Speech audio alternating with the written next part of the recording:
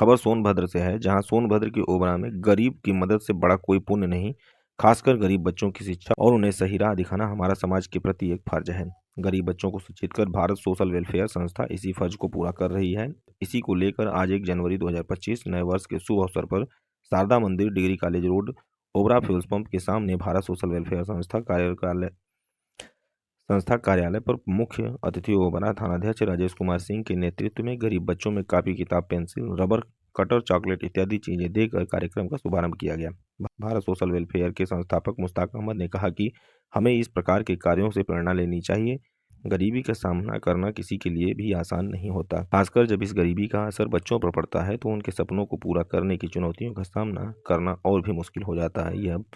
यह बच्चे भी चाहते हैं कि वह अपने सपनों को पूरा करें, लेकिन उनके पास उसके लिए साधन नहीं होते। हमें इस समाज के गरीब बच्चों के सपनों को समझना चाहिए। हम सभी को एक मजबूत समाज के निर्माण में योगदान देना चाहिए। हमें अपने समाज के हर व्यक्ति के सपनों का सम्मान करना चाहिए और उन्हें समर्थन देना चाहिए। यह हमारा कर्तव्य है कि हम उन बच्चों को सहायता प्रदान करें जिन्हें यहाँ तक बढ़ने का मौका नहीं मिला है।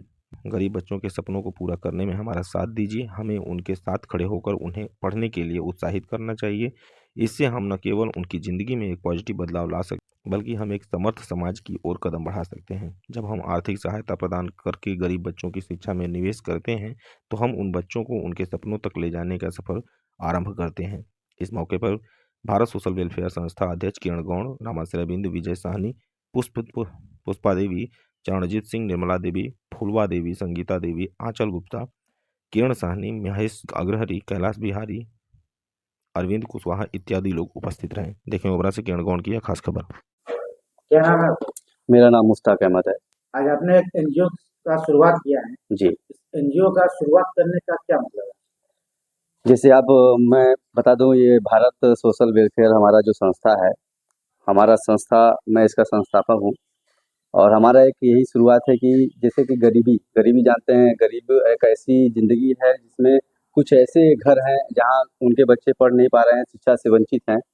तो हमने ये संस्था इसलिए स्टार्ट की है कि हम इस तरीके के जो गरीब बच्चे हैं, जो शिक्षा से वंचित हैं, शिक्षा नहीं प्राप्त कर पा रहे हैं, अपने सपनों को पूरा नहीं कर पा रहे हैं, साकार नहीं कर पा रहे हैं अपने सपने को, तो हमारा पहला कदम यही है कि हम उनको बड़ी चीज़ें नहीं, कम से कम छोटी चीज़ें उनको, किताब, कॉपी, पेंसिल, रबड़, इस तरीके की चीज़ें जो हैं, सामान है, ये हम उपलब्ध कराएँ ताकि वो अपनी शिक्षा बरकरार रख सकें और हम उनको शिक्षा का बढ़ावा भी दें। हम जो नहीं जागरूक है उसे जागरूक भी करें कि शिक्षा उनके लिए कितना महत्व है, उनके सपने आगे क्या हैं, उनकी विचारधाराएँ क्या हैं, इसी शिक्षा पे महत्व रखती है। तो यही हमारा काम है, हमारी संस्था का यही काम रहेगा।